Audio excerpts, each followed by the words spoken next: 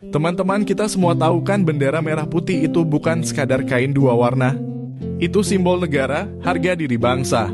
Nah, kadang masih ada yang senaknya entah dibakar, diinjak, atau dibuat bahan bercandaan. Padahal di Indonesia ini, tindakan seperti itu ada hukum yang ngatur.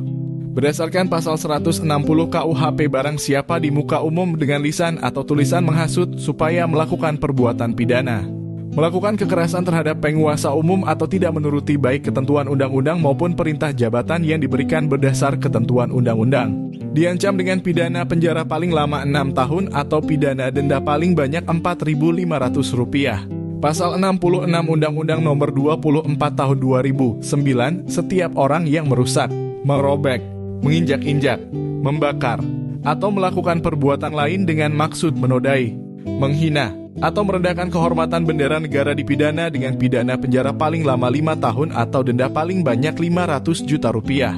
Pasal 67 Ayat D Undang-Undang Nomor 24 Tahun 2009, setiap orang yang mencetak, menyulam, dan menulis huruf, angka, gambar atau tanda lain dan memasang lencana atau benda apapun pada bendera negara diancam dengan pidana penjara 1 tahun atau denda paling banyak Rp100 juta. Kenapa hukumannya berat? Karena bendera itu sakral. Dari zaman perjuangan banyak nyawa melayang demi bisa berkibar di tanah kita. Jadi, kalau kita cinta Indonesia, hargai dan rawat merah putih. Mau hormat sama negara? Mulai dari hormat sama benderanya.